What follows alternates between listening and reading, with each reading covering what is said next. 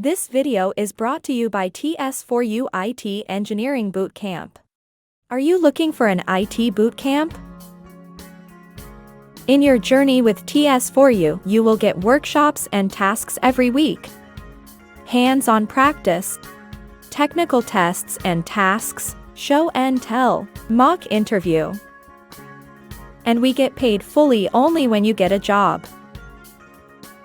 You can get affordable student loan. Become eligible for free tuition. We offer industry-demanding IT boot camps.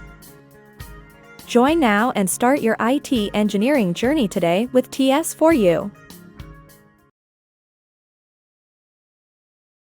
So my next question to you is, how do you deploy and deliver your applications in production? How many environments do you have for your applications? Okay, so as I said in the last question, the last answer, so we have three environments. Okay, so one is the dev, and one is the staging, and one is the production.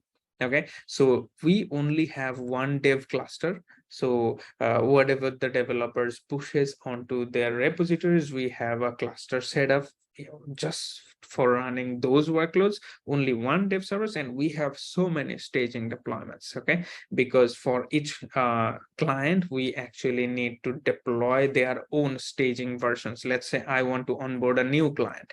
Okay, so in order to onboard that new client, I need to do a staging deployment for them. All right, so that will have a different domain, that will have their different logos and all. Okay, so I just need to create a staging deployment first in order to onboard that client.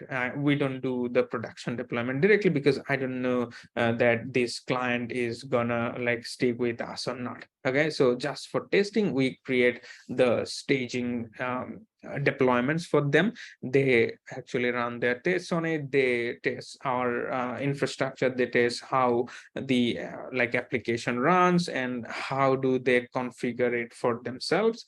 And after that, we actually create the production deployments for those. Okay, so as this is the SaaS, so we actually provide different production deployments for different clients. So based on the client requirements, we prepare the production environments for them. Sometimes it requires new clusters, or if the client wants, we can actually give them a shared cluster with other clients as well. So this is pretty much this is how our pretty much the environment looks like. Okay, so we have one dev cluster, we have multiple staging and multiple production deployments.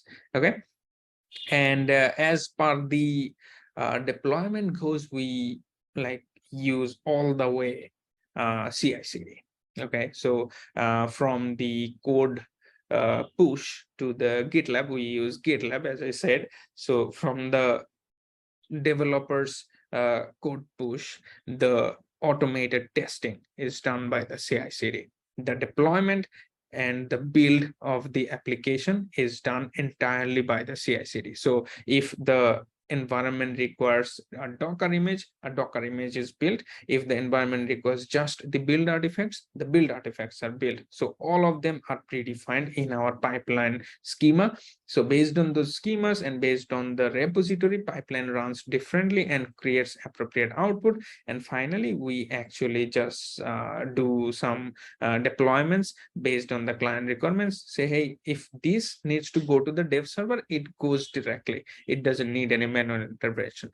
But if it's a staging deployment and a production deployment, it needs some manual intervention so that we don't actually accidentally change some production data or something else. Okay, so we handle everything with CI/CD, but with some manual interventions to control when we deploy to the staging or when we deploy to the production. But the dev server deployment actually is done automatically with the CI/CD.